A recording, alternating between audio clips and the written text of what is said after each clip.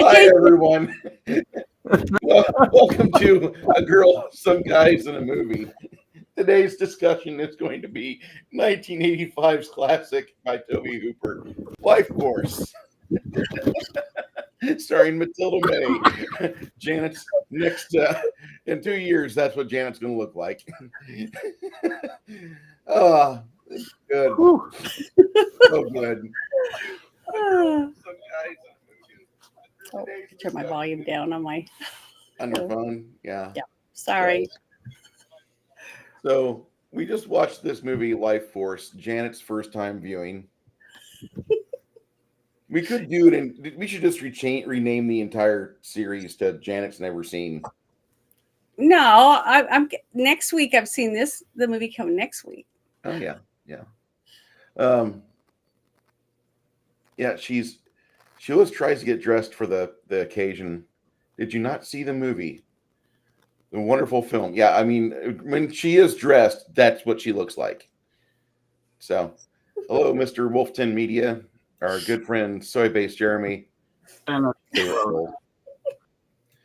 then the Crafting Gamer joins us as well. Yes. Starblazer. Come to me. Yes. Come to me. I need you now. Oh my God, Flady's here. Oh, hi, Flady. It's always good to have Vincent on. here. Sir, it's good to see you. So we just watched Lifeforce, and I have to say this movie, just every time I watch it, I enjoy it more and more and more and more. Hi Dan, how you doing, sir? This is a movie that I didn't like it when I first saw it when I was a young kid. It's like, it's got nice boobs, that's it. As I turn into an older man, this movie is just fantastic. It's very captivating. Yes, it is. Mm-hmm. It was interesting. It kept my attention, and not because there were a lot of boobies. Number one. I was a little saddened when they showed the three vampires in the the crystal coffins, basically, and you saw every inch of the woman, the bush, everything, but you didn't see the important parts of the males. Well, that was kind of why. To watch on TV, you can pause it at certain frames, and you'll see the pathetic sock that they got on their Johnson. Yeah, I've been in movies, and it's called a modesty patch. You put them over your your junk or the other parts. So kind of hard to define because it's not just like space vampires. It's an apocalypse film. Mm-hmm. You got zombies, the psychic being thing going on, and then the blood golem in that one helicopter scene. Picard's that was really first cool. kiss on screen, which his first kiss with probably not what we was expecting. Oh, with another man. Yeah, and I did read something in the trivia when I was researching this. Hold on, let me see. Where is it? It said Patrick Stewart has said several times that Toby Hooper was his favorite director to work with. So the fact that he got to kiss another man, I guess, was something he really liked about the movie or something. It makes all of the things I saw with Jean-Luc Picard are making much more sense. Well, I had that game. They're one of those the actors, He even ended up in a wheelchair. X. It was foreshadowing. The movie had it all. Well, the young woman that was in the movie that we watched a couple months ago, Romeo and Juliet. Mm-hmm. Olivia Hussey.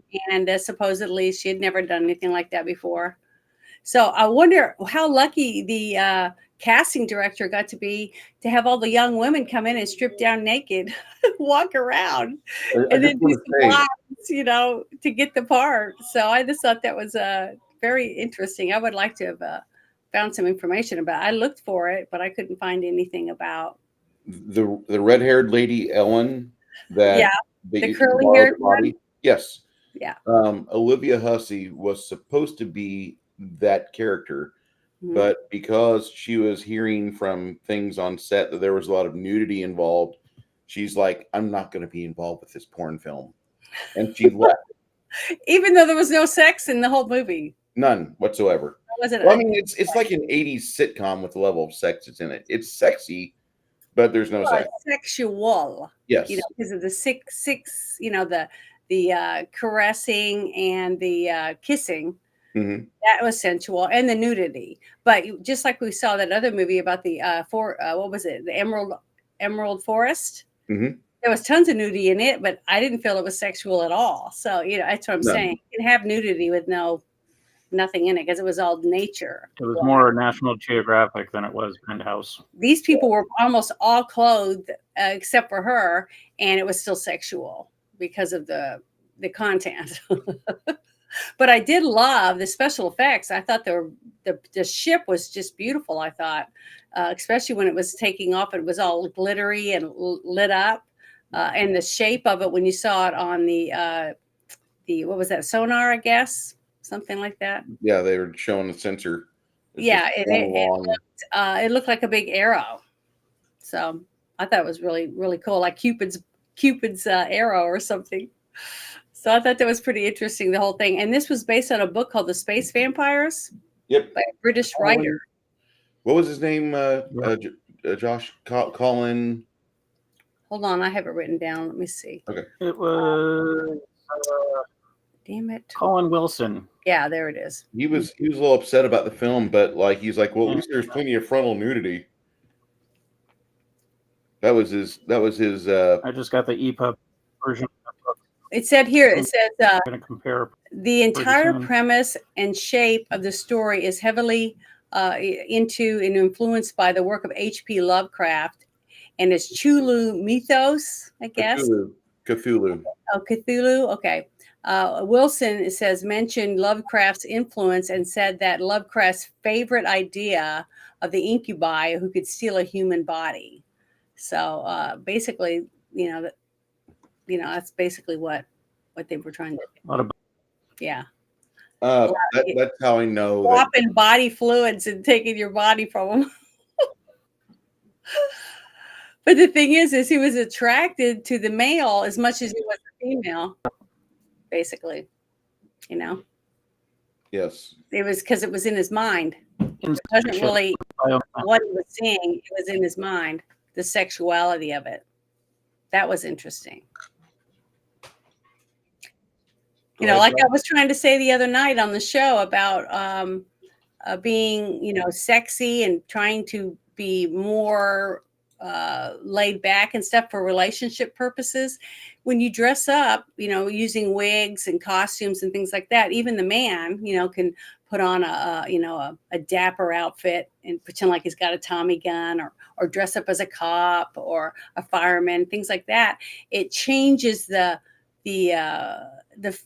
arousal of what the situation is unfolding in front of you. You know what I mean? So basically that's what this whole thing was with the erotica type thing, was the fact that not knowing what you could get from her, because she's drawing you in and saying, take me, whatever type thing.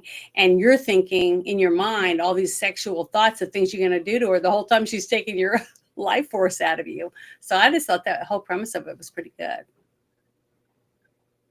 That part of it. I can understand that.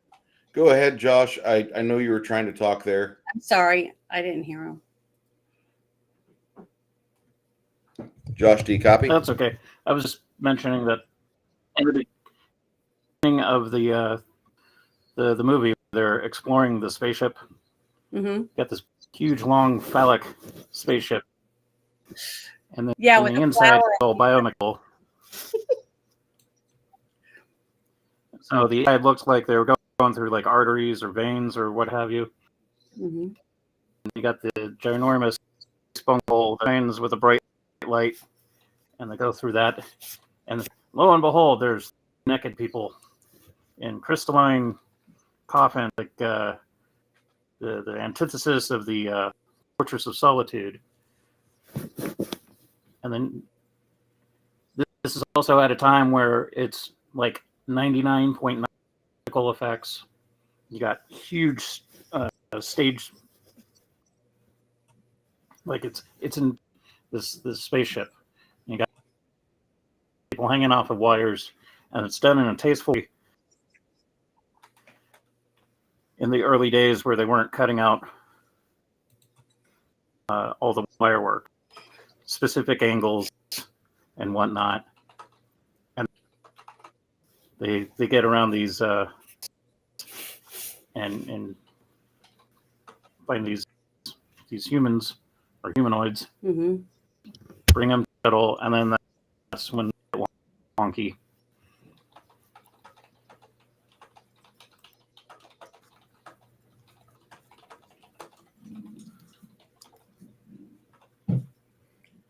Yeah, there's a ton of coffins in the ship. You have the dead corpses of the bats floating around in the first portion of it.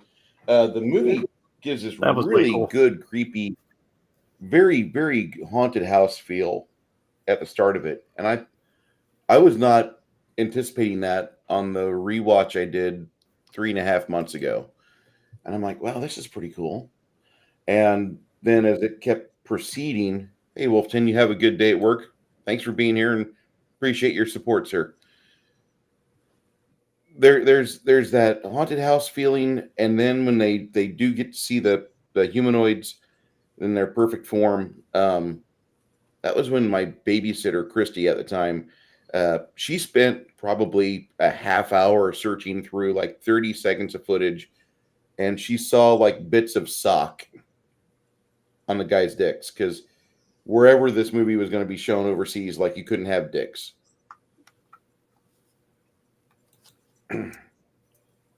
Hey, Mr. Poor Orc Child, I hope you have a great one, and we'll be talking to you here over the course of the week. I thank you for being here. I was raised a Poor Orc Child. I love that handle. That's great. I the more I watch this movie, the more I really enjoy it. And I know that's really not how, like, a lot of films, like, the more you watch it, the more you get tired of it, the more just like, eh. But everything this movie has is, I don't know, it's just kind of just interesting. Janet, can you copy that from the Gilded or no? I can copy it, but I can't paste it in Gilded. No, don't put it in Gilded. Don't put it in Gilded. Put it in the Discord. Okay, I can do that. Put it in the Discord for DM James. Okay. But this, the more I watch this film, the more I'm actually really impressed and really intrigued with the design of it, because I just see more and more of the work, which is miniatures. They built the damn near the whole movie is. Is he following me to where I can send him a message? I think he is. Okay. I want to say that, like, most of this film, like they didn't really spare a whole lot of expenses. They put a lot of it into what you have in front of the camera and not behind the camera, because I mean, it is nice to see Mathilda May and there's some other big name actors for the time, but this was originally like wasn't this Golan Globulus Canon film work? Yeah, and then MGM does distribution for exploitation and action films at that time. Say again. So Canon Films was known for action films and exploitation films at that time. So to see something of this caliber with John Dykstra and his team, like, holy crap. That was something tell him to send me a message because I can't find him in my DMs. Hey, DM James, could you send Janet a message on either Discord or Twitter? Appreciate that, sir.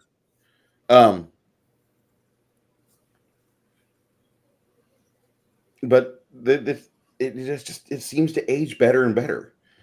And I didn't understand what really a cult film was, and I'm still kind of getting a grasp of it now, because it's been 15 years since I fell in love with a movie, The Thing. The Thing did not really grab me till I was like 35, and I'm like, just amazed at like the 90 minutes of runtime that movie is. When I was a young kid, when I saw it, it scared me. And then, like I heard from all the adults, like it's just a gore fest. But then when I watched it again, it just got better and better and better. And I understand it, but I see it too much nowadays. And I've always loved other films that are in that same budgetary amount, like Big Trouble in Little China and such. So like I didn't really understand cult films. With this movie here, you read about it and it's like it was really panned at the time. Nobody liked it. But now, as time has gone on, it is completely turned into a cult film, and now I like this movie completely. I get it. Super chat for $2 US. Thank you, Mr. DM James. You should watch Suitable Flesh. That's Barbara, the girl from Reanimator and From Beyond, is in Suitable Flesh with Barbara Crampton, and the girl that played Mercedes Lane in License to Drive, Heather Graham. Those two girls are in that. It's on my 2C show. It's on my 2C list. And let me put that in our had a major crush on Barbara. Again. Go ahead, Jerk. Barbara Crampton. I had a major crush on her. I still do. Well, one of the things I wanted to say, and sorry. Go.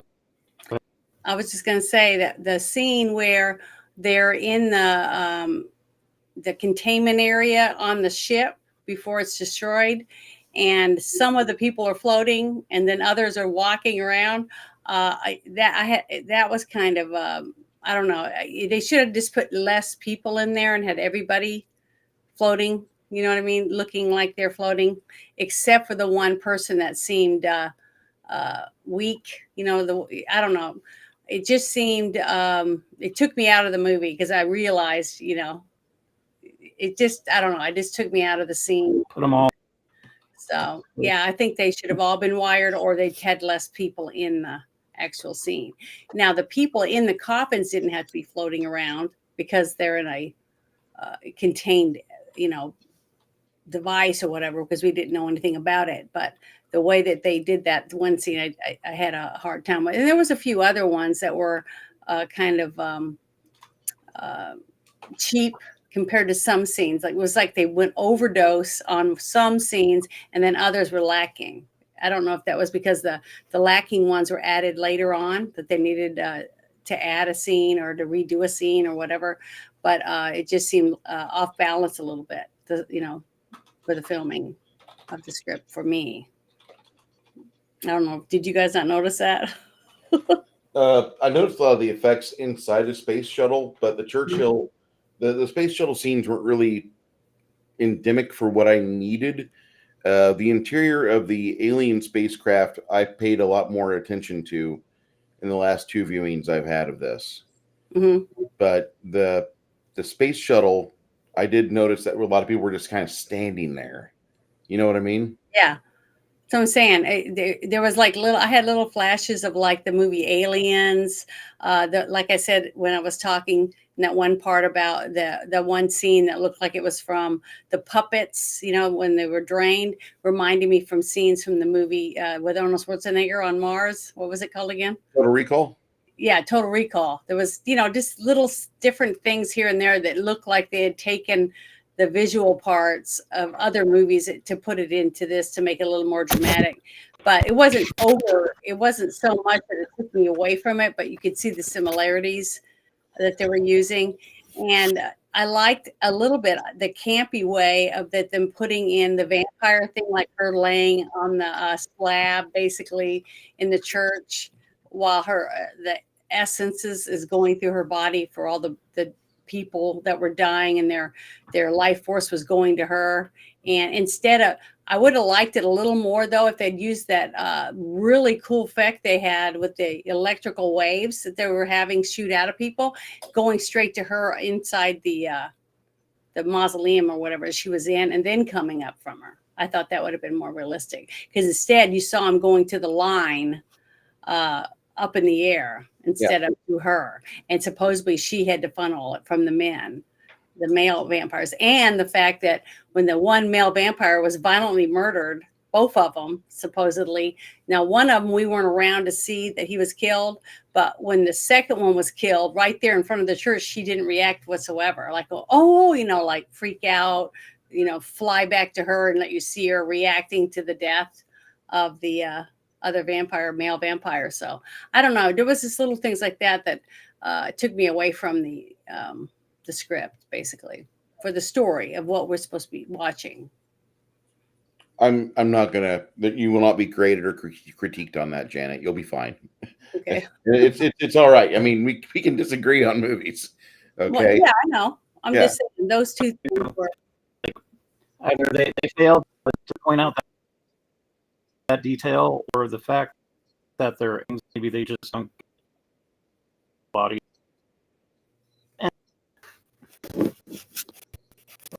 Well, not really. If you really were paying attention, those bat creatures are another vessel.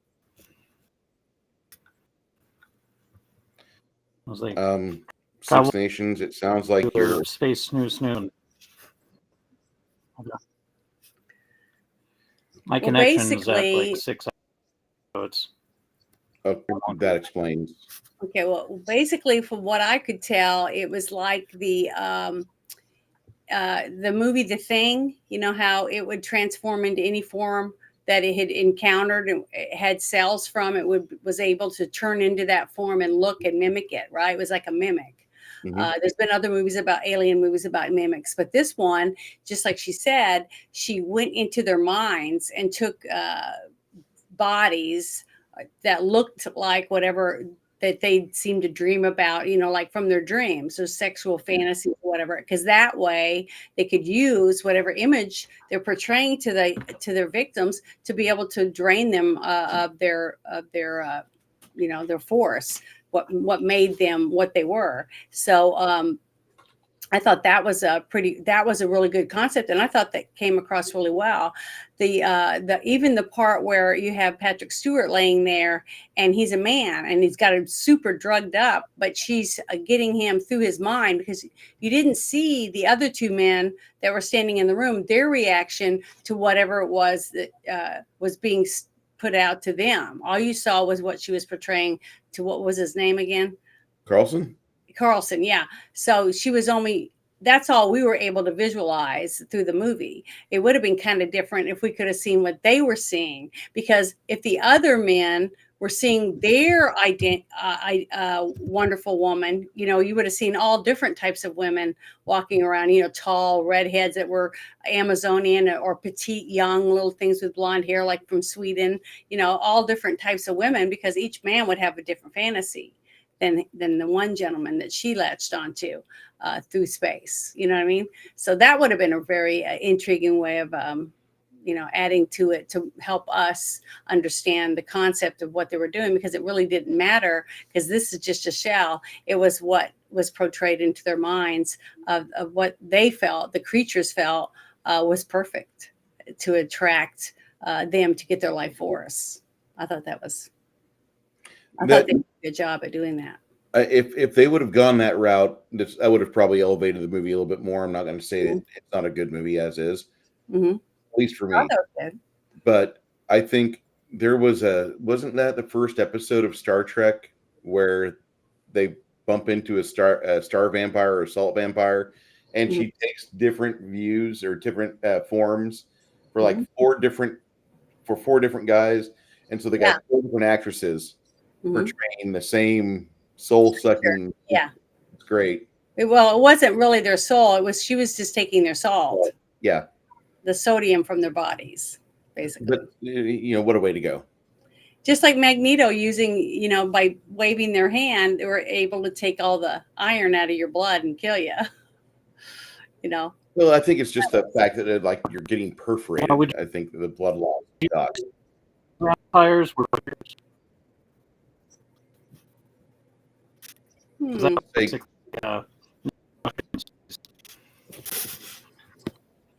Vamps had a little more. I couldn't hear you saying. Oh, of a background. Now I can understand what you're saying. They didn't really go Did he get the link that I sent him? In Discord? I don't know. I haven't received anything. James, I don't have Discord anymore. Discord has failed me. And so But he like, sent me a message, so I sent him the link okay. that you sent me. James always says, Bruce, you never invite me on. You never invite me on. James, come on board. Watch, talk about a movie you've seen 3 to 5 times in the last 5 years. Yeah. Did you get the ask? Is he in the chat still? He's in the chat. Okay. Ask him if he got the link I sent him. Oh wait, he's. I know he's still in the chat because he just typed this. Does Janet know her dress is see through? Well, he needs to join us on here. And then Cotton Ministries, yeah. Six Nations is connection is tentative. Is the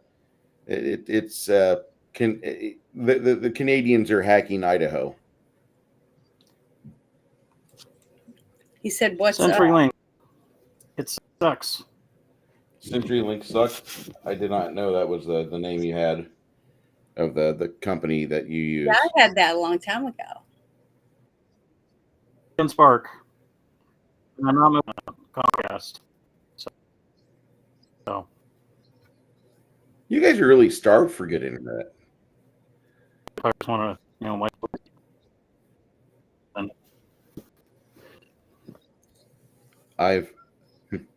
I thought Spectrum was bad, but you've helped broaden my expectations. Well, mine isn't so bad, is it? No, we can hear you. Yeah, I have my computer hardwired right to my internet. The same. That blue line goes straight up to the back end of my PC, so I'm happy. I really, there's not a lot of things that like I just watching this, like seeing all the miniature work where they're showing off all the destruction going on in town. I didn't even try to paint when watching this because I'm seeing more and more things with movie magic being kind of like you get to appreciate it more as you get older. Like, man, that looks really good, Yeah. I just was not expecting so much miniature work on this viewing of it. Between that, there's a scene where you have a few guys or a couple guys walking around and they're clearly wearing like fire protection, but they're engulfed in flames. Mm-hmm. See, that was interesting because why would the aliens or whatever you want to call them, the vampires, want people to burn before they got their souls, or their life force? You know what I mean? So that was, I thought that was kind of a, because if they just die, their life force isn't going to go where it needs to go. But I thought they did a really good job at making it look like the city was in chaos with the filming. How much did you find out how much they spent on this movie? I did not. Let me build it or to make it. I don't think it was over 30 million. I know this is one of the higher costed films that was done with Canon Films. I know that much. There was 3 films released about the same time. This, Masters of the Universe, and there was another one, but like just those 3 movies completely took the money out of Canon Films. The budget for this was 25 million, and the box office was 11.6. Oh, so they lost money. Mm-hmm. But I wonder if they got it back though in sales afterward. But the one thing I did find for the one of the trivia things I looked up was it said that Toby Hooper came up with the idea of using Halley's Comet in the screenplay rather than the asteroid belt that they had in the book, in the original novel, because the comet was going to pass by Earth 1 year following this movie's release. Yeah, do you remember? But back in 86, end of 85, 86, there was when those people committed suicide? I remember that being in the news. The suicide cult. Talking about Hale-Bopp? Yeah, maybe. It wasn't for that? The Hale-Bopp comet was like a comet that came out in 96, 97, and there was an entire cult of people that stated that they were going to just kill themselves. Yeah, they wore Nike shoes and they laid in beds in their commune or whatever, and they all took cyanide or something, supposedly to ride the comet. But I thought that was Haley's comet. Nope, it was Hell Bop. Oh, okay, well, I just remember that being in the news because that was scary that people would actually do that. Yeah, that was kind of sad because they all got on camera and started talking about how great it was going to be to like shed their earthly spacesuit and join God in heaven or something. It was really sad. Like, you're doing what? You guys Yeah. joined a cult. That kind of stuff's really scary. Yeah. That people will really do that. But yeah, basically the stuff that I read from the book was saying that there were space aliens, they're energy vampires, basically. They just were able to drain other people. Just like what I liked though at the end when they were explaining that that's why there were everyone was dead on the ship. They've been traveling for so long with no life forces to absorb, and they were taking it from each other. And those two guys, vampires, and her were the last ones left. And the only reason she might not even have been a he or she, they may not have had a gender. Basically, they just chose it depending on the victim they were trying to take their force from.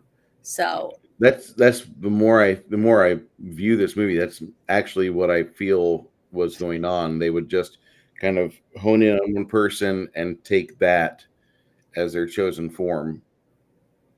But see, maybe his life force was pretty strong, and since it would have ended up being just two of them, basically, because you need him to get the force, and then her to funnel it up to the ship so that they could feed themselves or whatever. And you saw how many umbrellas were in that ship when they went up and looked up in the camera, and you were looking up, there was a lot of umbrellas for all the different creatures that were supposedly on the ship. But I thought it was pretty cool how they did have the bat people like creatures hanging around in there, but they were dead, but it's still really, really cool. Good set design.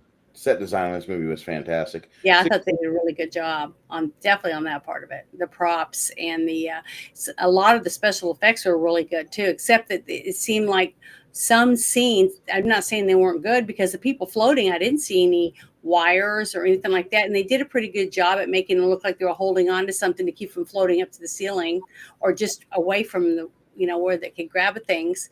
But it was the fact that some scenes just seemed cheap and others seemed extravagant. I don't know if you noticed that, but I definitely could see it when I was watching it.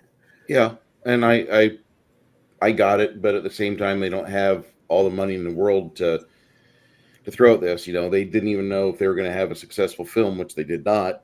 But Yeah. they only had $25 million to play with. They might have been given more money at the start, but with sometimes the dailies, the studio will say, we're going to cut your budget by $10 million. This really isn't looking like it's going to be something we're going to make a lot of money on, so we're just going to pull it. That's happened before. But Six Nations, are you there, sir? Yes, I am. Fantastic. Good. You sound good now. I can understand you. That's good. Yeah, I had to tell everybody to stop downloading porn while I was streaming. Man, I got to tell my nieces that. Oh, wait. Did I say that aloud? I'm sorry. Like, Mom, just go get a boyfriend. All right. Anyway. These batteries can now be forwarded to his address in Idaho, as long as they're not stolen by Canadian Mounties that are infiltrating our border. I guess James doesn't want to join because he said, "What's up?" And I said, "Join us." What? Most guys getting that from Janet would be like just jumping through hoops. It's classic James. Well, I did what you asked. I appreciate that. Thank you. No, I know I've stammered for 34 minutes, guys. This movie is just, I'm going to watch it another 5 times in the year of 2025. It's that fun of a movie. Also, if you haven't seen it in any length of time, it's on Tubi for free. If you don't have Go ahead. This movie, it's interesting because like this came out in '85. I was like what 8, Mm-hmm. and then I saw the advertisements for it, like the posters at the theater, and I vaguely remember commercials, but it wasn't until it was regularly on cable. So let's say another year or two, it pops on cable, and it was heavily edited. And so basically, you got to see Mathilda May's butt on TV. Yeah, but she's So it walking was up and like down the late stairs. night cable when they did the full frontal nudity. Mm-hmm. And as a preteen, that was freaking awesome. And then also, it was like they're vampires, but they're space vampires, but they're not like the regular space vampires where they're like hot Italian chicks in No blood. leather suits, or the Nosferatu with the spaceship, Mm-hmm. like in Buck Rogers season 1, episode 14. But it was done in a way that was entertaining for me as a kid. Like it had monsters, it had zombies, had a blood golem, and it was creepy, and it had all the sci-fi tropes. So like the Princess Leia white robe. Mm-hmm. It had the 2001 Space Odyssey ship docking sequence. It had the Giger-esque biomechanical poop shoot in space thingy, whatever the hell it was. Mm-hmm. Like it was like, okay, here's what's hot, and everybody's doing the sci-fi thing, and they give them a book about space vampires going to Earth and messing stuff up, and so they make this movie, and it turned out really well. It's hard to define because it's not just like here are the space vampires and they're sucking everybody's blood and they're turning people into vampires or whatever the hell your standard vampire is supposed to do. But it's got these exploding zombies that if they don't eat every 2 hours, they turn to dust and blow up. It's an apocalyptic film. Like London just gets wrecked. Yeah. And potentially the rest of the earth. And at the rate that it's going, within less than a week, the entire world's going to be on fire. Dried up. Because everybody was gonna like at that one zombie that in the thing when he that was a really good scene when he was running towards the people that were there to eat, and he hit the cage, and then he just turned to a big puff of smoke, basically of dust, and his 2 hands are holding on to the side of the cage. I thought that was pretty cool. Boy, that was a good scene. That guy. Yeah, I like that. That was a really good. So as a 10-year-old, boobies, awesome. Monsters, awesome. Yeah, see? Look at Over that. the years that I've seen this movie and Alien. worn the hell out of the VHS and completely demolished my DVD. I've appreciated this movie more because then you start looking into the actual production of the movie. So they got these massive sets. The locations were kind of blah, to be honest, because they didn't really go into like the countryside of England or anything like that. You get glimpses here and there, but it's mainly the sets and the practical effects. And the practical effects are what really drive this movie. The detail in all the miniatures, like take every aspect of miniature movies from the old disaster films to sci-fi and whatnot, and kind of throw it into this. Then you got your like Hammer Studios type monster flick and the excessive cleavage, and you throw that in, and then you sprinkle it with a couple of cool plot lines and plot twists and stuff like that, and you mix it all up, and it turns out to be this really awesome film to watch. It may not be like the most stunning, It's not going to be up there with Macbeth or Othello or King Lear. It's schlocky, but not horrible schlock, which is a subcategory. That scene right there. So that scene right there, she wore rubber fake soles glued to the bottom of her feet so that she could walk through the glass at the end without cutting her feet up. That was one of the things I found. But there was a couple scenes that you were going through that reminded me of different parts, like the people floating in space with the mist around them and the background and stuff. It reminded me a lot of the Star Trek movies, some of the Star Trek movies, and Alien, like that right there, that one scene. That reminds me of them when I don't remember which movie it was, but when they were outside the ship doing stuff. Just little things reminded me of different movies, and I wonder if they were. I don't know what companies they worked with, to finish the filming, or where they got the costumes and all that different stuff. But they did a really good job considering, I think.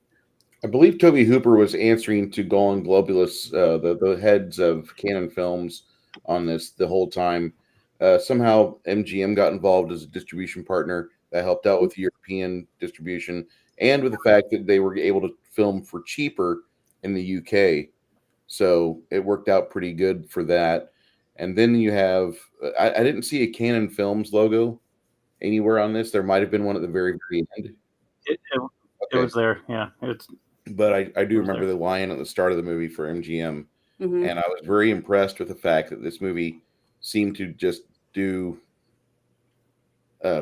complete. Bear, my Discord's shot. Yeah, he can't. You can. Do you want me to check? Yeah. Please send the information to Janet, and Janet relay with him, please. Okay, because I for can't. $2. Our good friend DM James says Dracula was a breast man, and we agree. I won't deny it.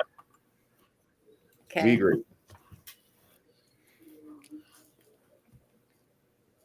Because that's the gilded one, right?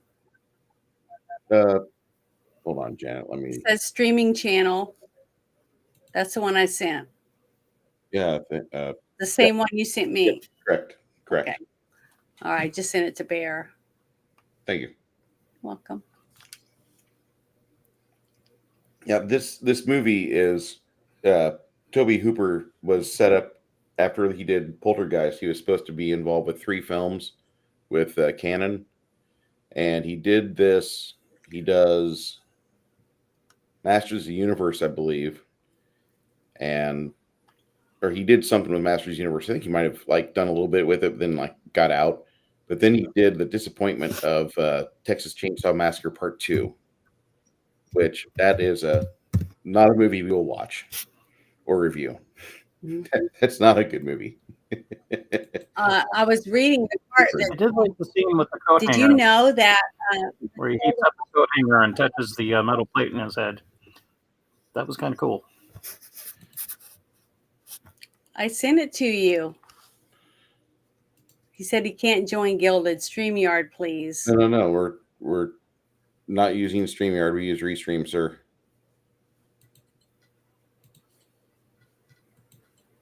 Hold on.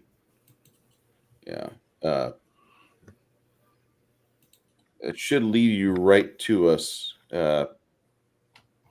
Because I didn't have to go through Gilded I didn't think it took me to Gilded. You just click on it and it should take you there. But we have Gilded, so maybe that's why.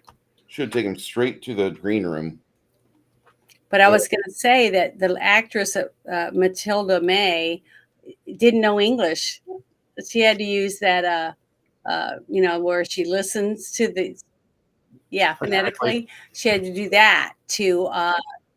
She knew one word of English or something like that. So she did that to be able to get the part. I thought she did a very good job considering some of the things when I started looking that up about the, the actress itself. And plus the men I think did a very good job to have a woman as beautiful as her to approach them in all those different scenes, totally nude, and not look right at her tits. So I was impressed that they were able to do such a good job at looking and making eye contact with a woman. Because a lot of women get mad and say that all the time, that, you're not making eye contact with me, even when you're not even showing cleavage. You know what I mean? You just have a tight shirt on or whatever. So, I just thought that was great. I thought the gentleman, especially the one that was in the one scene in the laboratory when he was running down the stairs and trying to get there as fast as he could, because he could see that she was draining the guard, right? So he was trying to get down with that actor. I thought he was, to me, in this movie, I thought he was one of the best actors, honestly, for portraying, besides, Jean-Luc Picard. And a few others. He really just that poor spot with the tea biscuit, trying to keep her occupied. Like, hey there, naked chick, here, have a cookie, and then she just starts zapping the life out of him. But the thing is, they didn't even have to get that close. And what was really funny, another scene that I almost started laughing when we were watching, was the scene where the guy is on the autopsy bed, basically, in that room that he had been drained, and he's looking, you see his eyes, and he's kind of like begging, reaching out and begging the one guy, come closer so I can drain you. That whole thing, and the horror look on the gentleman's face, not wanting to approach him, especially the fact that he looked like a shriveled prune, basically, and he was a guy, so he was having a really hard time attracting the guy to him and let him drain him dry. So I thought that whole scene was really funny, very comical. There was a lot of good little scenes like that, I thought. It was like a role reversal of the Brides of Dracula type of thing. Kinda. One of those was Mick Jagger's brother, right? Yeah. Yeah, that was Chris Jagger. The one at the end with the handsome one. Because there's one that's not so handsome, and then there's a handsome one, and the handsome one is the Jagger. Yeah, the one on the very end where he was in front of the church. And he the final one, exactly. I made a mistake. I said Toby Hooper was involved with Masters Universe. I made a mistake. He's actually involved with Invaders from Mars. Yes, great. He made Lifeforce and Texas Chainsaw Massacre 2 so he could make Invaders from Mars. Really? Yeah. Basically, he really wanted to redo a remake of Invaders from Mars, and no one would bankroll him on it. So he basically agreed with Golan Globus to do 2 movies for them, and then they would do a third movie of his choice, which was Invaders from Mars. Did he make Invaders from Mars? Yeah. It's actually, I really like it a lot. I haven't seen it. It's got, what's her name? Louise Fletcher is in it. Yep. Nurse Ratched from One Who Flew Over the Cuckoo's Nest, or Kai Wynn from DS9, and she continues to be the person who absolutely plays the most hateful characters on screen ever. She's so good at that, She was so fantastic at playing a villainess. But Lifeforce is an amazing film. Patrick Stewart's first on-screen kiss, by the way. Yeah, and I thought he was phenomenal. But I always think he's good. I think as an actor, he's just really good. That effect of her as a blood creature in the helicopter was done with cornstarch and stuff like that. Like, it was really scary. That was the creepiest scene. And the fact that the actors, the reaction to something that really wasn't there, that I probably couldn't see anything, that especially the pilot, he was a good little actor too. Everybody was good. This is the reality of shooting in England in the 80s. Okay. Mm-hmm. If you watch a movie like Hawk the Slayer, the Americans suck in that movie, but all these like little British players, they're all like Royal Shakespeare graduates. You know what I mean? So they're all like really good actors. Mm-hmm. Same thing for this. Yeah, the young man that ended up saving the day by taking the sword to the church. I said he's going to save the world, is what I was saying when you could tell. But he was a good actor, and he looked very familiar. But I was trying to picture in my head what other movies I'd seen him in. But he looked familiar. Had he been in like a 007 or something? Maybe he was on The Man from U.N.C.L.E. I don't know. But you'd have to look at the Avengers. Who knows? I would like to say thank you for Mr. James. DM James has been a frequent donator. You don't have to do that, sir. I mean, we're going to be friends to the end of time. $2 from DM James. Janet could be a bride of Dracula. IMO. Janet, I don't want you to suck my blood. Well, I have some fangs. I didn't If wear you're any talking because I about- didn't have any. Janet, I want you to suck my blood. Finish it. End this madness now. Oh, there's easier ways to do that, buddy. If you're talking about You sure it's Ronald blood? In the pain. the SAS kidding. guy, Oh, he- behave. he was in the movie Equus Hmm. and Hunt for Red October. Oh, yes, he was in Hunt for Red October. That's right. Was he one of the Those are the Russians? two movies that I remember him in. Wasn't he outside one of the of, Yeah, Russians? I love that movie. That's another really good one. We I think so. Hunt for Red October. I thought the lead was really good. What's his name? The American in Lifeforce. Railback. Yeah, something Steve Railsback. Yeah. Mhm. Yeah, he's really good. Like I really like he comes across exactly what British people think Americans are like. You know what I mean? Like every scene he's with the Brits, he just sticks out like I'm American. But he does it really well. Yeah. I like Peter Firth. He plays Kane in this movie. And I thought Kane was pretty much just like he was a small part, but Peter Firth is such a damn good actor. Just like what you're saying, this guy was a classic actor. Which one was Kane? Wasn't he the scientist? I believe so. Yeah, I liked his. Oh, the one that at the end he has to kill when he gets the sword, right? Yep. Yeah, no, he's an amazing actor, dude. That guy's fantastic. Yeah, he looked very familiar. Was he in movies with like Vincent Price and stuff? Peter Firth, I think, did some Hammer. I don't know if he did Vincent Price though. I don't know. He just looked like an actor that would be in films with Vincent Price to me. I don't know if that makes sense or not, but I just love Roddy McDowall too. I thought he was one of my favorite actors. Here's the classic scene for Peter Firth plunging the sword in to Bill That's Malin. not Peter Firth. Yeah. Peter Firth, the cop. That's That's not the Peter one I was Firth. thinking. Peter Firth. Peter He Firth plays is Kane. but Kane. Wait, hang on. Who was the actor? I'm confusing two characters now. God damn it. Me I'm too. sorry. Who played the Yep, I think I'm scientist? confusing two characters. Thank you so much. Hang on. Peter Firth, Lifeforce. Let's see what he looked like in Lifeforce. If you're talking about Fallout, yes. Frank It's the Finlay. blonde guy in British actors all start to look alike after a while. Okay. He's They all got the start to curly look like hair. just white ham. You know what I mean? He's got the curly hair. Yeah, there he is. Yeah. Yeah. And He was the detective. He was in. He was one of the Russians in Peter for Red October. Yeah, Ivan Putin. What a name, Ivan Putin. yeah, he was in I've seen him in other things. He looks very familiar to me. Mission Impossible 5 as Harry Pierce, or MI5 as Harry Pierce, which I've never seen that show ever. I might have to watch it.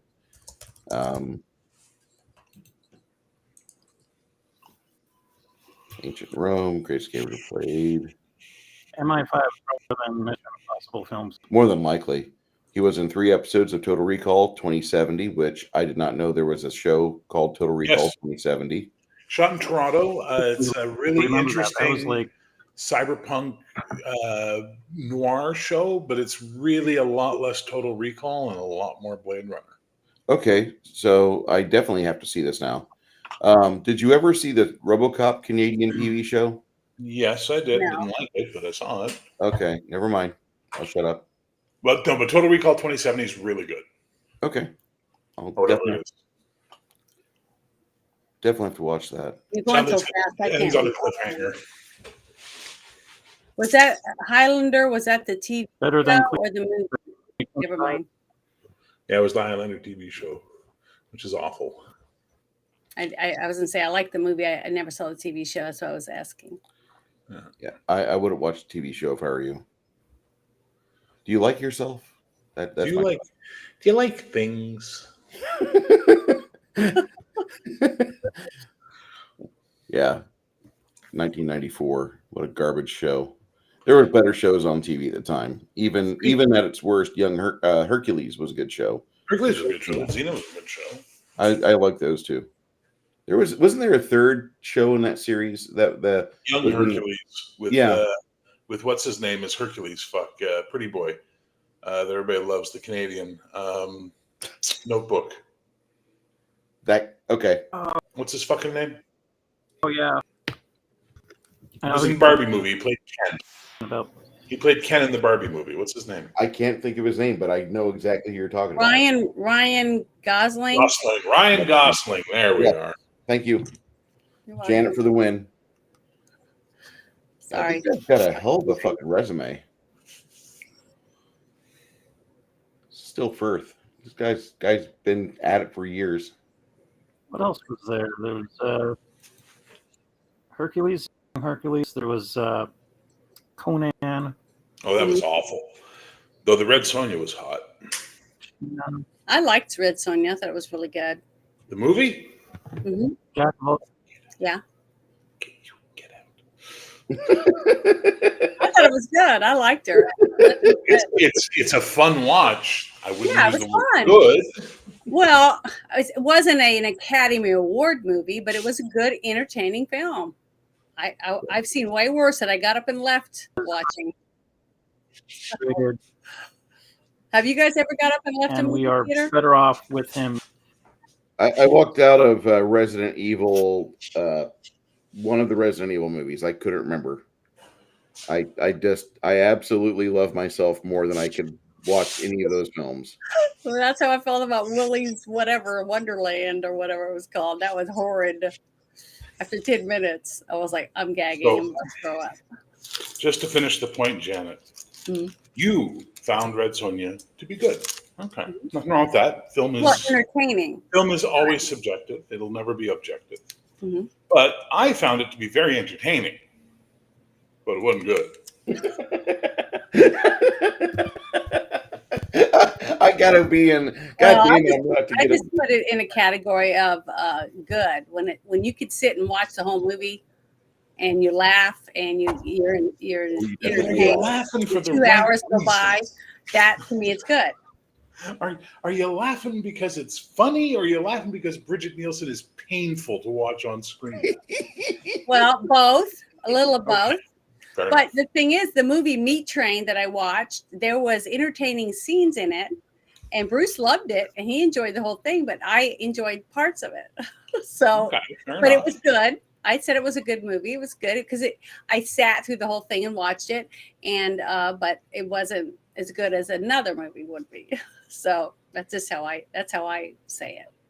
Fair enough. So, I like that movie quite a bit. It's also what I feel to be pushed short. You guys find things entertaining that I kind of not gone in. Ernie Raines Jr.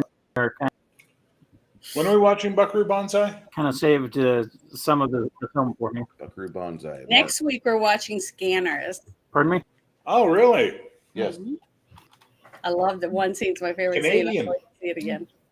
Another Canadian movie. Cronenberg. Michael Ironsides.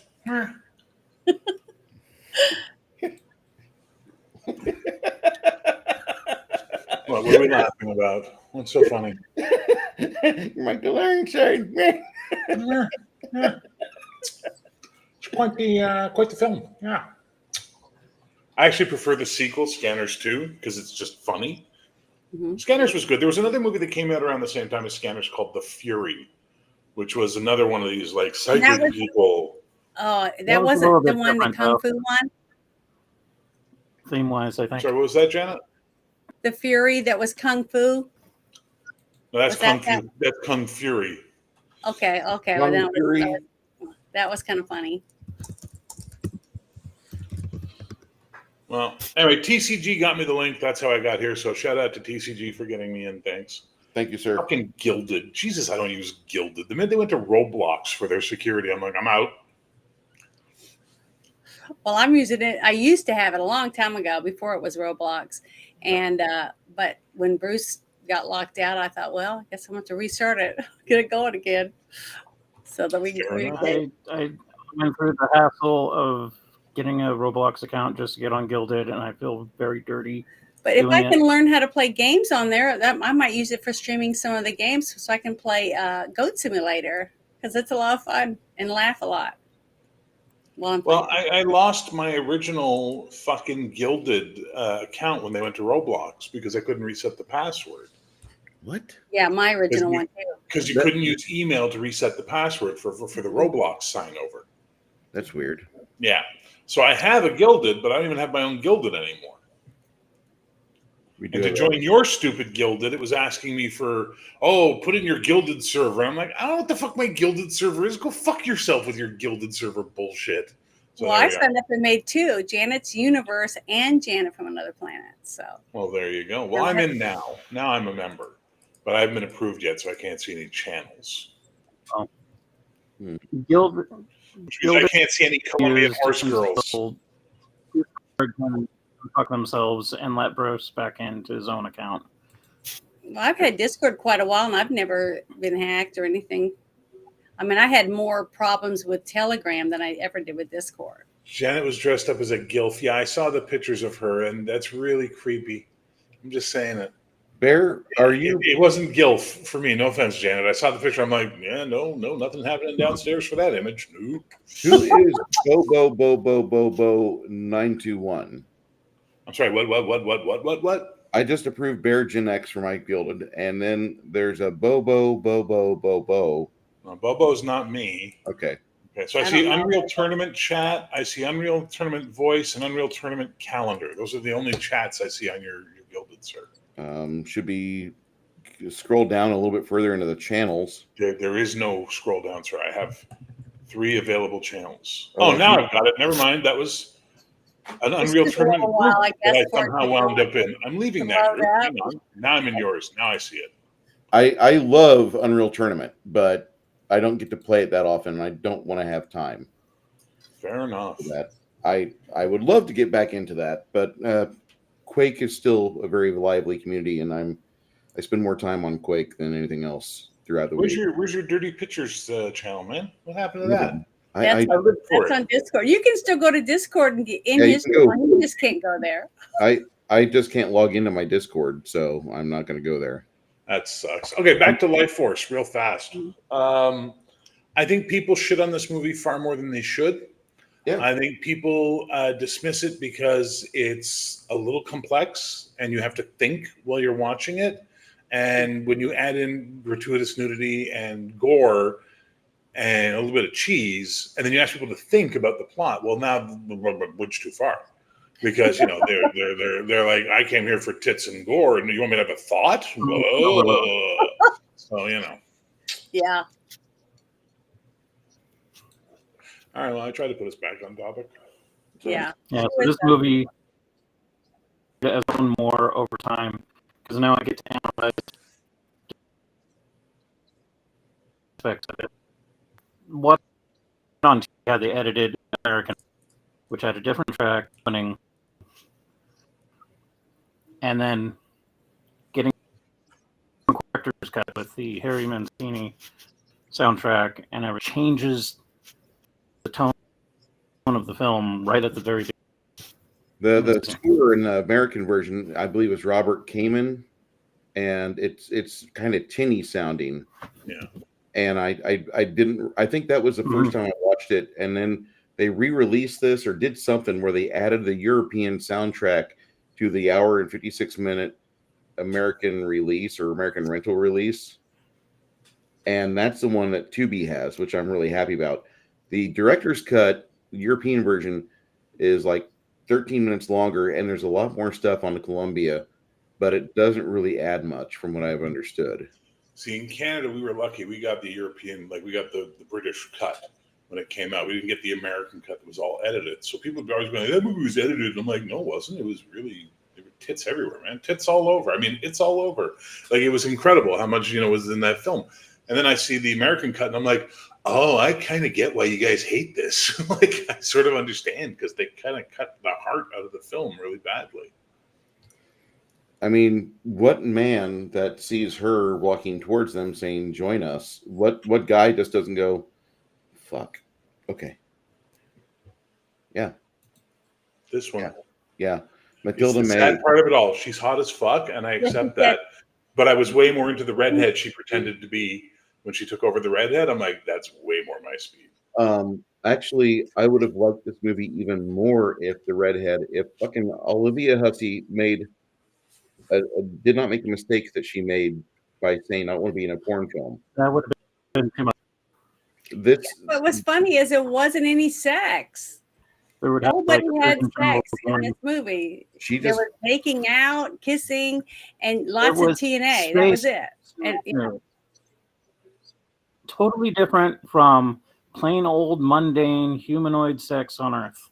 No, this was all yeah, it was in your imagination. Whatever you could psychic energy imagine and is what you got. So Olivia Hussey was supposed to be in this film. Is that what you're saying? yeah, she was supposed to be the redheaded Ellen, and instead she Oh, really? wasn't. Yeah, found that out thanks to the trivia people over IMDb, and Neat. she felt Died recently, didn't she? Yep, she just passed. She made some mistakes in life. You know, towards the end, she tried suing the production company that made Romeo and Juliet because her co-star were naked, and in a few frames you could see their private bits. And I'm sorry, nobody's really upset about that. We really enjoyed the movie for what it was. It was a 68, 69 release, and you Something have like two appropriately aged teenagers playing these two love-struck individuals. And she's souring the fucking memory of the movie by trying to sue the production company when she's about 70 years old. I don't understand what her fucking thought process was. And I realized that she really was just a series of kind of bad decisions, or she didn't have all the information before she formalized an opinion and went forward. I'm sure she was a great person. I don't want to talk too much shit about her because she seems like she was genuinely trying to be, make the world around her better, because she was a huge animal advocate, not trying to like stop you from eating meat, but she was trying to help out. Like if there were strays around, she would always try to get money to the shelters. She would try to do things of that nature, from what I understood. I did not realize she played the wife of John Boy on It. In the miniseries It. Yeah, I didn't realize it was her. Yeah, that she was a really accomplished actress, but she wasn't really well informed. I feel sorry for her. And she could have been in this movie and provided another generation of young men something to aspire. I want to marry, something like that. But there are times I think I'm a pig, and then I talk to you, Bruce, and I go, "I'm perfectly fine." Yeah, exactly. I was going to say that maybe she had been, somebody told her she needed to go to counseling or whatever, and her counselor is the one that said all your problems stem from that movie that you made when you were young, blah blah blah. So that's why she decided to do what she did. Yeah, I could see. I've seen that happen with lots and lots of people. Hollywood movies. As soon as they go to counseling, they go back to their dad's problems, Hollywood. or whatever. So it's something like that. I will continue to enjoy movies. I just don't want to associate with Hollywood. Maybe in passing, like a handful of times. Yeah, I didn't appreciate this movie when it first came out, but I was also a young man, and I was seeing the Americanized version. I get you, and I was watching on like TV, so I saw no boob. So, Bear, when was the first time you saw this movie? Can I ask? When it came out on VHS in the 80s. So whatever year it came out on VHS in the 80s, I saw it. I want to say that was probably 86, maybe 87. It was probably 86. Yeah. 85, 86 is when I would have seen it on VHS. Because we had a Betamax. Not that we're snobs or anything, but we had a dealership nearby for Betamax. It came out in 85. 85 was released. It was released pretty fast on VHS, apparently. Really? Yeah. So I would have seen it in 85, probably the winter of 85, 85 into 86 that winter. So we saw this a year later, and I wasn't really too impressed. I think I just played with Legos while this show was on. I didn't even pay attention to it after the first few minutes. Well, I played with something while it was on. I get to see boobs. Mom and Dad were really. I was 15, man. Trust me. Movie. I'm the target audience. How's it going? Like it was pretty easily my bailiwick. Now, when I saw this later on as a serviceman, and I got a chance to see it unedited, and I liked it a little bit better. It was actually very watchable. But as I've gotten older, like in my 30s and 40s, this movie, like it really spoke to me when I saw it like 6 months ago. and it's ever since then I just really appreciate this film because I like the scenery, I like the set design, I like the props, I like the miniature work, I like the fact they've got the guys properly suited up and they're fucking on fire during the middle of like London's raid or London's getting apocalypse. I think there's so much in this movie that it just for the schlock that Golden Globules make, this is really a high watermark for them. Mhm. There's a lot of canon films I like, man. What are you gonna do?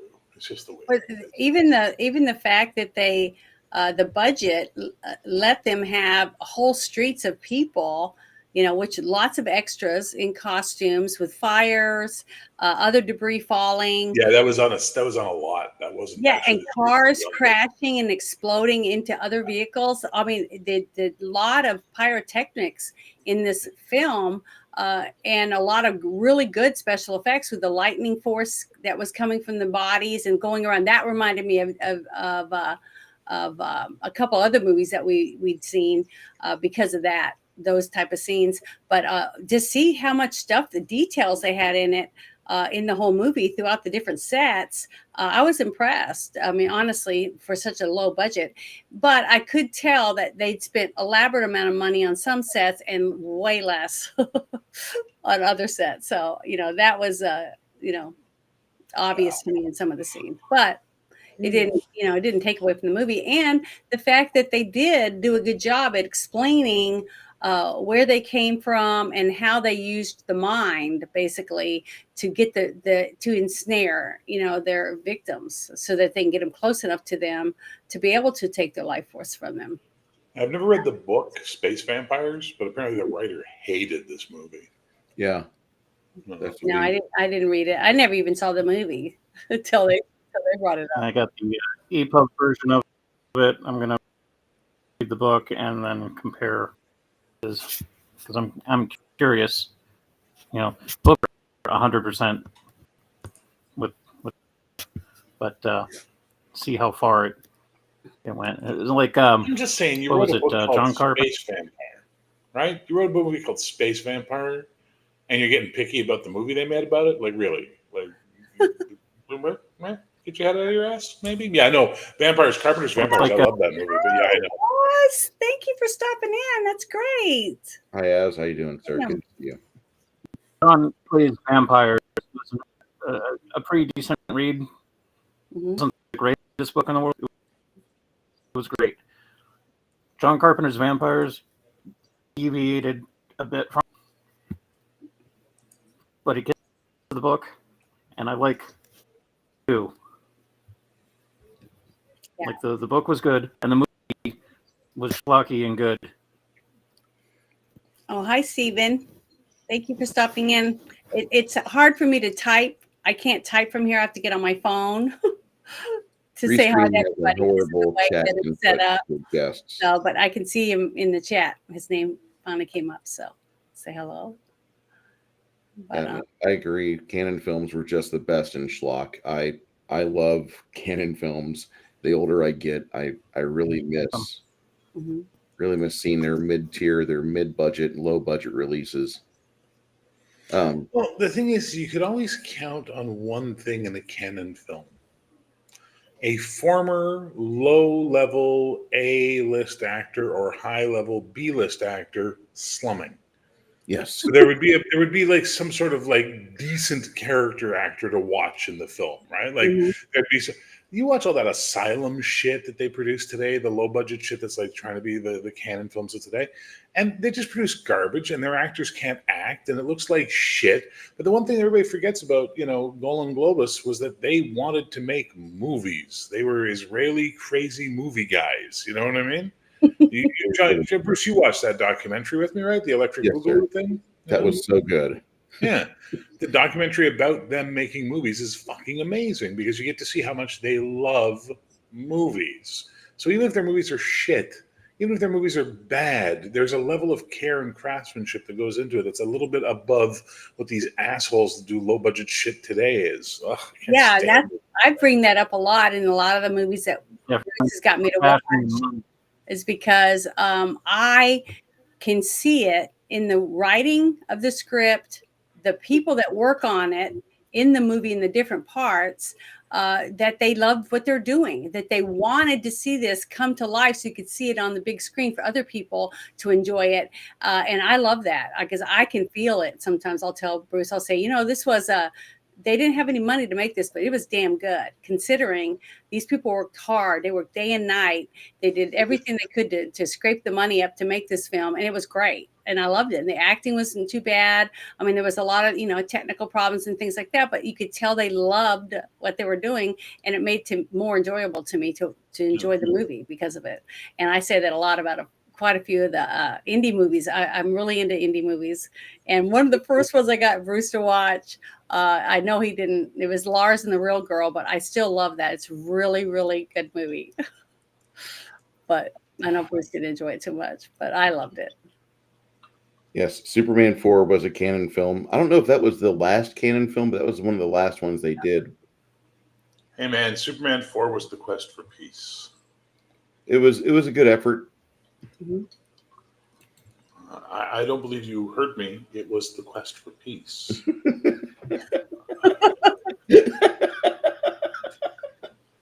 I mean, what more do you fucking want? It was the 80s. It was 87 when that came out. I can understand exactly why that came out. I understand why that script was made. And here we are in 2025. It has Adam Man, who fights Superman. And we finally get to answer the question, what's more powerful, a super or an atom? I mean, come on. This is like the people who bitch about AVP, right? Well, I watched Alien vs. Predator. It sucked. I'm like, really? What the fuck were you expecting? I went in expecting to see aliens and predators and have them fight each other. Guess what happened? That. Therefore, I'm satisfied. Thank you. Jesus, people are so stupid. There was not enough aliens versus predator. I saw a bunch of putzes get killed, especially AVP 2. Dude, I couldn't even watch AVP 2. It was too dark. I didn't even see what the fuck was going on screen. You have to turn up the brightness completely. Yeah, I'm not doing that. Light your fucking films. That's why those two don't make movies anymore. But like the whole point of fucking AVP was to see aliens fight predators. Guess what? That happens quite a bit. There's some really good fights. I'm happy. People are like, well, I don't like the Lance Henriksen. I'm like, what is wrong with you all? Just shut up. All right, heels versus babyface. You can go ahead and be pedantic about the nuclear man versus atomic man. I haven't seen the movie since the 80s. Cut me some fucking slack. I wanted to ask Matt, have you seen the movie Mac? The movie that we're talking about? I think Mac's a little hypnotized by your outfit. I was going to say. Most of my feed is being hypnotized by that. I've got a couple messages here. As good as so many good 80s films as Arizona, Superman 4 is only slightly better than Actual Cancer. I'm going to have to disagree with you on that. I'm just going to say I think Cancer's probably a lot worse than Superman 4. I don't know. Unless you're going for hyperbole. So. Having to do chemo is not fun. Well, technically Superman 4 is fun. Because it's so bad, it's good. Come on. People are so mean. Some movies are good when they're bad. You missed out on Michael Keaton, Christopher Reeve as Batman. What was your opinion of The Prey? I liked Prey. I enjoyed it. I went in of the 1700s. It's pretty well. I enjoyed it. I didn't like the design of the Predator. I thought that was really goofy. But beyond that, I liked it. Yeah, it was entertaining. All the people bitching about being too woke, I was like, this was not woke. Shut up. Stop with your woke bullshit. Yeah. There was a Predator movie that came out before that was not as good. It had Thomas Jane in it. It was, What movie? Predator. Was that the Predator? That was 2010. The Frankenstein one? The Predator, yeah, the Predator, which I was really pissed off about because fuck, I love Shane Black films. Yeah, and it's like Shane Black just fell completely down on that one.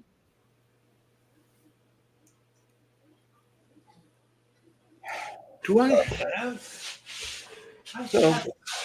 So Mac, he didn't answer whether or not he's seen. Mac has not seen this movie. He's not seen Life Force. Well, show that picture again so he'll know why I'm wearing this outfit, if you don't mind. Okay. Let me go to Life Force real quick. Because I wasn't going to be nude for sure, so I had to wear. She didn't wear much clothes. Yeah, my opinion is watch it. This is the only outfit she wore in the movie. She was naked the rest of the time. Yeah, you won't be disappointed. She's actually clothed twice. There was that black lacy robe get up in the nightmare. Oh yeah, in the dream. I'm talking about when she was walking around in the movie. Yeah, she was only wearing nakedness, a sheet laying over her, and a white roby thing like this. I mean, technically 3 times if you want to add the rest. She was clothed. That wasn't her though. Clothed at there you go. One part. See, I don't have the blue light, but oh well. Every time you do it, Janet, I think Plan 9 from Outer Space. Oh really? It's like when fucking what's her name, Vampira is walking with the hands, like it's good. Well done. You must see Life Force. Really, this is a good film. It gets better the more you see it, which I know that probably doesn't sell a lot of people. The first time I saw it when I was a boy, I didn't appreciate it. Now as a man, I see it and I'm like, this is really good filmmaking. It really did. If you see only one movie this year about naked space vampires sucking the life out of people, make it Life Force. Well, yeah, and they were naked. 3 people. Would you like to see it was a cinematic onion? It has multiple layers. Life Force. Those guys were not naked. They had a sock on. Well, we didn't get to see it. Taking a sock. And they were tiny. I mean, I don't want to sound bad, but I want a man. I don't want a teenager. You know. Good night, everybody. Okay, because when I heard tiny, I was like, holy fuck, this just in. Mr. and Mrs. America and all the ships at sea, Janet, size queen. No, I didn't get to see that. But they were little. They looked like they were, maybe 20. They're British. They were little. I want a man. I want a man that looks like for being giant-sized men.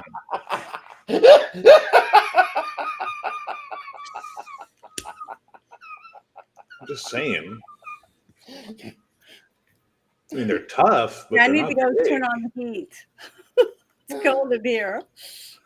Yeah, seriously. Well, all men want to tweak your knobs, So. Not me, but that's okay. Well, they say they do. They say, look, so you cut glass. This is going to go into a dark place, so I'm going to talk about naked vampires instead. Okay, go ahead. So your left kind of like. I know, droop it a little bit. Let's see. Fix it. Is that better? A little bit, yeah. There we go. I will be sending this link to my father after I shut it down. I don't want to hear them all live. Well, I hope nobody sends it to my father. Yeah. Go ahead, Beer. I'll shut up now. The wife it's okay. The wife approves. I just want to say that it's, a very enjoyable movie, and I think we should all watch it there, Janet, so you're not alone. I'll join you on the dimmer switch thing. I think it's a really, really good movie, and we should all watch it as much as humanly possible. And keep in mind that, nudity is a beautiful thing. There we go. All right. Beauty of the human form. I brought that up at the beginning when we were talking, that after I saw the Emerald Forest, and it had tons of nudity in it, but I never felt the nudity was sexualized in any way, really. So this had one person really naked, which was the woman, but it was very sexually oriented, even though nobody actually had sex. You know what I mean? So, like last week we did Shaft, and there was tons of sex in that. Actual sex, where people were groping and roaming around in the beds and all that stuff. But this one didn't have that. It just had kissing and caressing. Shaft also has a lot of walking around to bass rhythm. I remember the first time I watched Shaft, I'm like, oh, this movie is amazing. Everyone says this is amazing. I'm going to watch Shaft. I'm like, what the fuck, man? I just watched 5 minutes of him walking. Yeah, in the opening scene. What is this movie about? Richard Yeah, Roundtree going places, apparently. Okay, fair enough.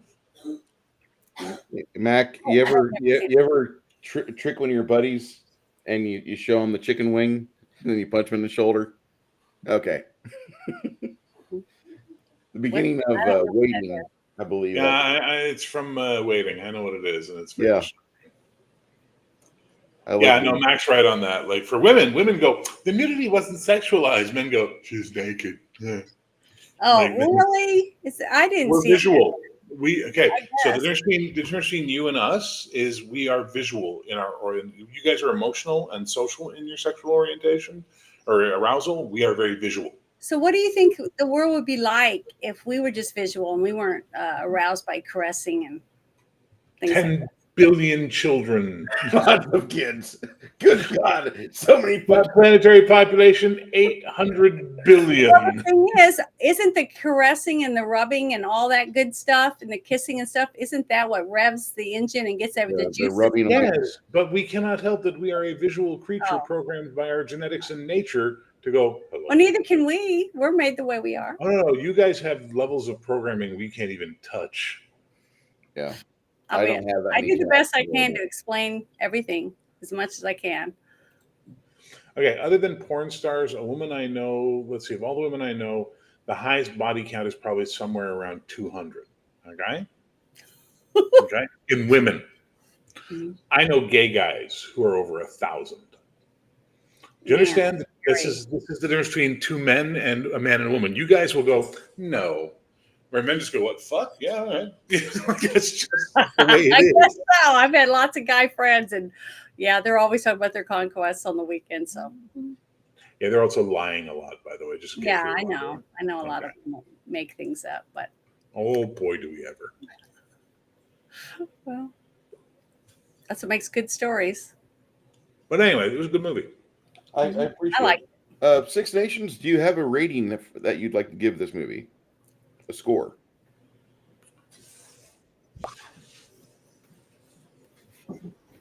That's a tough one.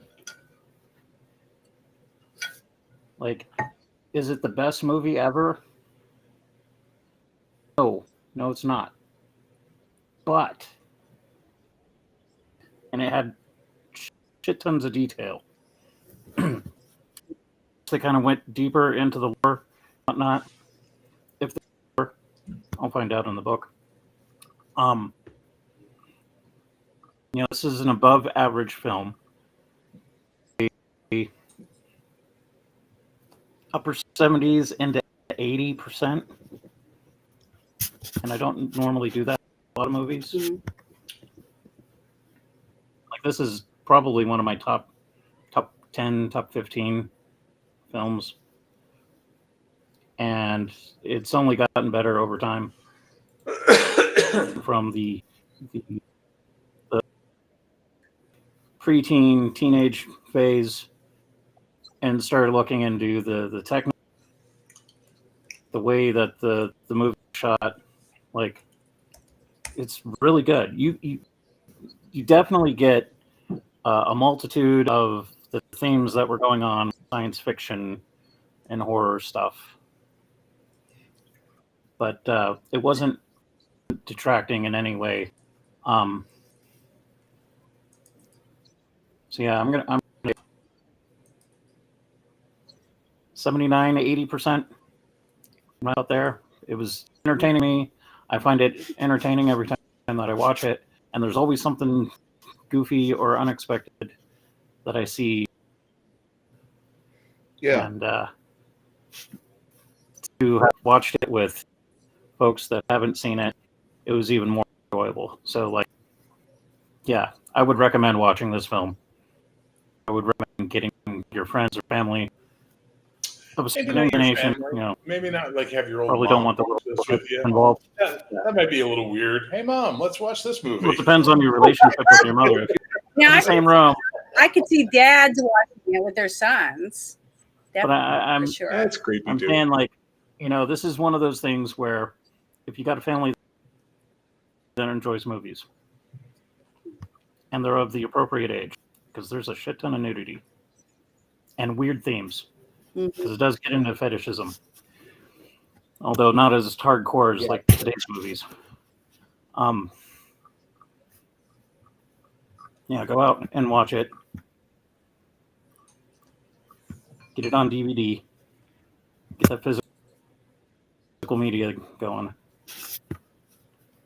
And enjoy a canon film from the mid-'80s that kicks ass. There you go. Thank you. Bear. Well, I don't play your numbers game. I always rate movies in 3 ways. Yeah, meh, and nah. This is a yeah, absolutely. Okay. And I mean, does this movie, like, the more you see it, are you finding that you like this film more and more? I liked it just fine the first time I saw it. I like it every time I see it. Okay. Now Porky's. That's a movie I'd love to watch with you. Yeah, we need to put that on the list too. That's a good one. All right. And Porky's 2, just to make it really bad. Porky's 2. Good God. We had Porky's 3 the next day. Oh yeah. We have no shame. That's all there is to it. We have no shame. I'm shame, please. I'm Canadian, sir. Oh. Anyway, that's my review. Cool. Yeah, watch it. Okay, Janet, how would you rate this film? It's your first time seeing it? Yeah, it was my first time. I'd never seen it before. I had seen like posters because I said, "Is this the movie with the big eyeball looking at Earth?" You know, because I remembered that, but I never did watch it. I just never got around to watching it until today. And honestly, I was impressed because when you say a schlocky movie or whatever type thing, I'm always going, "Oh, it's going to be a meat train," you know, something like that. But it wasn't. It was very, very entertaining. It had a lot in it. It had so many good actors too. And it almost seemed like it ran out of time for me to get to know some of the characters a little better and the way they reacted to what was going on and what was unfolding. The hardest parts for me to watch were some of the parts on the ship. I don't know if that makes any sense, but it just seemed hokier on the ship than it did when they were back on Earth because of the way that they moved throughout the ship and different things like that. Like I said, it looked like they had some people that were floating around and other people were just standing there. So it was, I don't know, it just seemed cheaper. It seemed like the scenes on the ship were cheaper than the scenes in the town. Like they spent more time that the prop department and the other people for the costumes and the pyrotechnics and all the different things. It seemed like they had a lot more time and effort put into the scenes than they did on the ship. I don't know if that everyone else saw it that way, but that's how I saw it. So I would give this a solid 7, basically, simply for the fact that it was my first time. Now, it might change if I watched it again because I did like the acting. The acting was very good considering the movie was a lower budget film. But I did like Patrick Stewart. I really like him anyways. He's one of my upper actors that I really enjoy. But the gentleman that played the lead, I'd seen him in something else, but I don't know. I just wasn't impressed with him. He just did not impress me that much at all. And he was the only American in the movie. Well, I just didn't like him. He just seemed kind of mundane to me. He was not thrilling at all. The young British actor, Peter Firth, I think is what you said his name was. He, to me, was the best actor in the movie. Yeah. Besides Patrick Stewart. And for such a small part, Patrick Stewart, because honestly, until they grabbed him, I didn't realize he was the one that had her spirit or her entity in him or whatever. So I just thought he did a really good job, but I'm impressed by him anyways. Just little things like that. And a few parts where I thought they were cheesy by cutting down the money, not because it couldn't have been a good scene. It was just seemed like they either rushed it or they just didn't put as much effort into the different parts that they did in some parts. Some parts were just so good. There was so much in it. I couldn't get it all, absorb enough of it in the small amount of time it was on screen. And to me, that was just like blockbuster stuff. I mean, this whole street scene with the cars crashing and he's running and there's flames going on. I just thought it was very exciting. It was a really good parts like that seemed like, man, they put a lot of money and effort into these scenes. Then other scenes it was like, it's, I don't know. So, and I was really impressed with Mathilda May's character simply for the fact when I found out she couldn't even speak a word of English, when she went in for this part. So, whoever helped her prepare for it and helped her throughout the movie, I thought they did a really good job. And the fact, like I said, that she was able to walk around totally naked with all those people, because you think you saw a lot of people on set, but when you're behind the scenes, you really see how many people there are, crafty and just technotic guys running around. And then you had the people for makeup and the people for hair and the people for costumes and set design, everybody all standing around. And then the people that are investing in there just come and pull up a chair and get to watch. So she was good. I mean, she did really good at staying calm and believable for the part that she played, considering she was new to really getting to do this type of thing. And I just thought she was really good, considering she was totally nude. I mean, frontal, back, side, everything. And she was gorgeous. And the fact that all those men could act in a room with her and do the camera from over her shoulder and see their face and their eyes never look down. I just was impressed. I mean, really impressed with some of the actors. So I just want to say that. But yeah, I give it a solid 7. And I do recommend people seeing it. I thought it was really, well, grown-ups, because even though it's just a nude woman walking around, it was still very sexually oriented when it came to the way she carried herself and the way the men fondled themselves all around her, or whatever you want to call it that. But I'll just leave it that way. Thanks. See, some of my favorite scenes in this movie are actually on the alien ship with the initial crew that goes over there. I love that part. And then when that arc is over, I get happy. But they do this, like you said, it's kind of chintzy, it's kind of cheap. The flashback scene. Mm-hmm. And I mean, it's classic Golan Globus type of work, but really the acting I thought that was really good. I thought the lead did a pretty good job. He's not great, but Peter Firth was the for me, he was the part of the movie that I thought was best. Mm-hmm. And he really sold it. I'm not a big fan of Pat Stewart. I never have been, won't ever be. I'm prejudiced. I like William Shatner, and I really thought it was Star Trek. I hate to interfere, but to me that's kind of dumb. I know, but I don't have logic behind a lot of my decisions. I'm just saying that, like, I know he's a good actor. I loved him in Excalibur. I thought he was really good in Excalibur, but in Dune. Pat Stewart is in Excalibur. Yeah, but he's in Dune too. He holds a pug in Dune. Oh, I thought he was good in that. I'm not a fan of pugs. Sorry. Of all things, Atreides, come on, get rid of the dog. There's other good dogs with their actual snouts. But I really this movie is a fantastic watch. There's a few things that Bruce knocks it on a bit. You hear that, but the more I watch it, the more I really enjoy this film. I'm going to rate it a 78 out of 100 because I think it's worth watching a few times, maybe even a couple times, over the course of a couple years.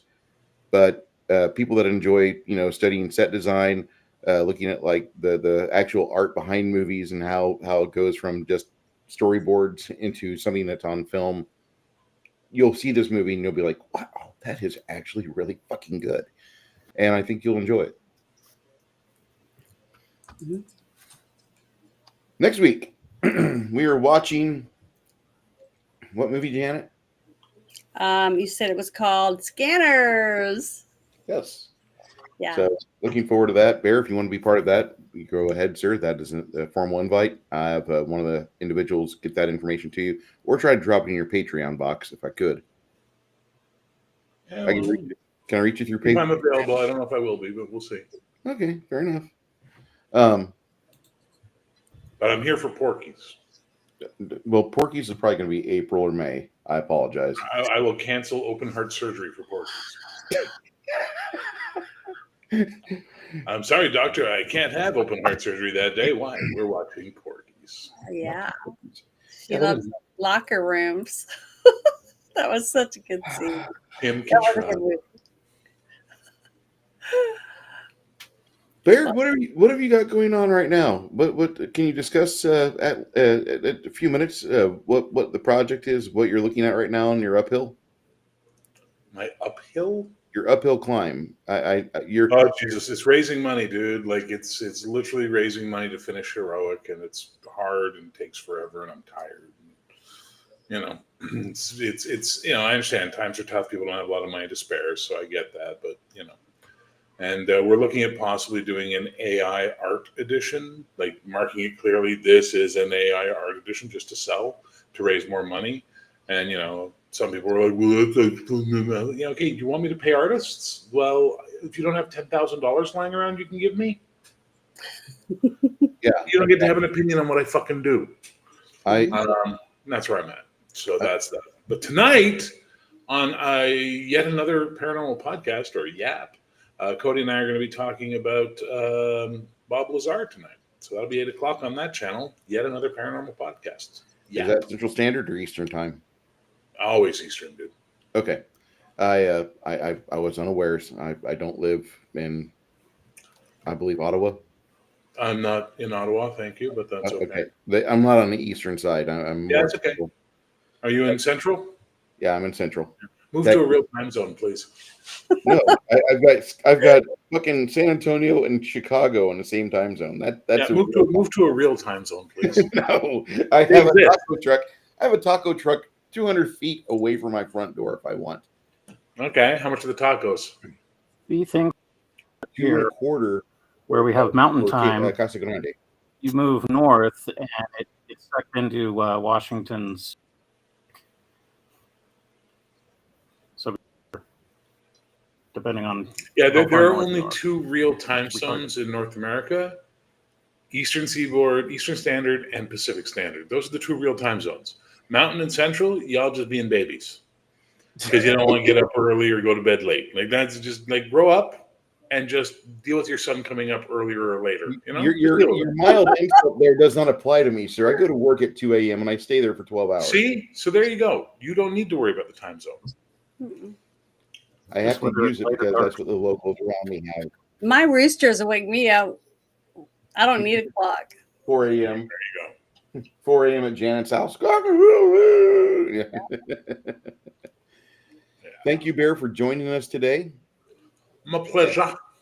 And 6 Nations, 31 Kings, I appreciate you being here. Janet, you look astounding as always.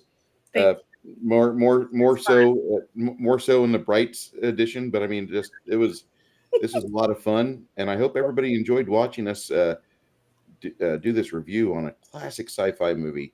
Thank you, Mr. Toby. Oh, yeah. Please rest in peace, sir. We appreciate your work.